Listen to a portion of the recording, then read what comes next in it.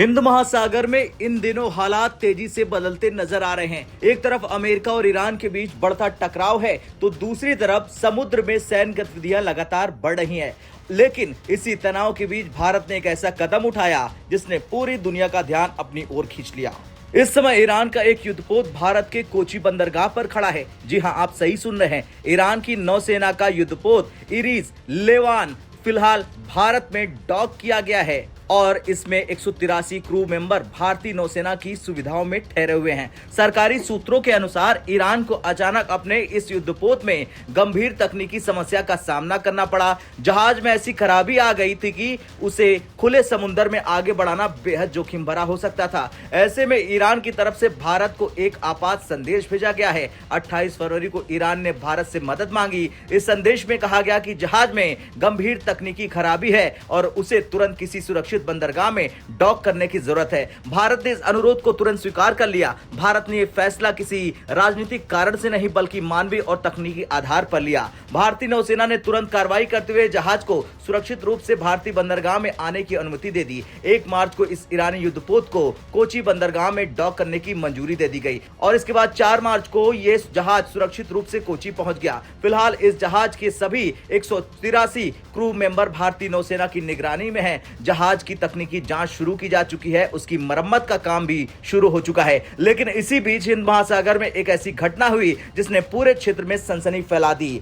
Iran का दूसरा युद्धपोत इरीज देना, जो हाल ही में भारत में एक नौसैनिक अभ्यास में हिस्सा लेकर वापस लौट रहा था, श्रीलंका के पास समुद्र में डूब गया। रिपोर्ट्स के मुताबिक इस जहाज पर अमेरिकी पनडुब्बी ने टॉर्पीडो हमला किया। यह हमला इतना अचानक और इतना शक्तिशाली था कि जहाज को संभलने का मौका ही नहीं मिला। कुछ मिनटों में जहाज गहरे समुद्र में समा गया। इस हमले में कम से कम 87 ईरानी नौसैनिकों की जान जाने की खबर सामने आई है। सूत्रों के अनुसार यह घटना 4 मार्च की सुबह करीब 5:30 बजे हुई। उस समय यह जहाज श्रीलंका के गाले बंदरगाह के दक्षिण में अंतर्राष्ट्रीय समुद्री क्षेत्र में मौजूद था। हमले के तुरंत बाद जहाज से एक डिस्ट्रेस कॉल जारी हुई जिसमें धमाके की जानकारी दी गई। इसके बाद श्रीलंका की नौसेना ने तुरंत सर्च और रेस्क्यू ऑपरेशन शुरू किया।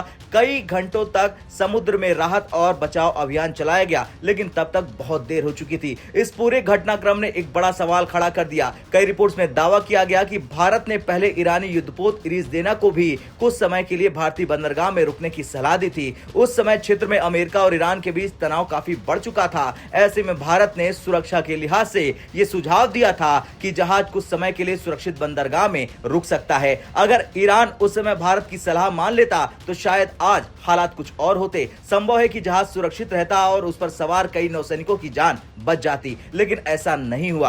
दिलचस्प बात यह है कि जिस दिन यह हमला हुआ उसी दिन ईरान का दूसरा युद्धपोत इरीज लवान भारत में सुरक्षित खड़ा था। यानी एक जहाज भारत में पहुंचा और सुरक्षित है, जबकि दूसरा जहाज रास्ते में डूब गया। यह घटना हिंद महासागर में भारत की रणनीतिक ताकत और उसकी भूमिका को भी दिखाता है। आज हिंद महासागर में भारत की मौजूदगी लगातार मजबूत होती जा रही है। भारतीय नौसेना सिर्फ अपनी सीमाओं की रक्षा नहीं कर रही बल्कि पूरे क्षेत्र में समुद्री सुरक्षा और स्थिरता बनाए रखने में भी अहम भूमिका निभा रही है। चाहे वो मानवीय सहायता हो, समुद्री आपदा हो या फिर किसी देश की नौसेना को तकनीकी मदद देना, भारत हर मोर्चे पर आगे दिखाई दे रहा है। इरीज लावन का भारत में सुरक्षित डॉक होना भी इसी बात का उदाहरण है। इस समय जहाज की तकनीकी मरम्मत जारी है और उसके क्रू मेंबर भारतीय नौसेना की देखरेख में सुरक्षित हैं। आने वाले दिनों में यह तय किया जाएगा कि यह जहाज कब तक भारत में रहेगा और कब अपनी अगली यात्रा पर रवाना होगा। लेकिन इस पूरे घटनाक्रम ने एक बात जरूर साफ कर दी है, हिंद महासागर में अगर कोई देश स्थिरता, सुरक्षा और भरोसे का केंद्र बनकर उभरा है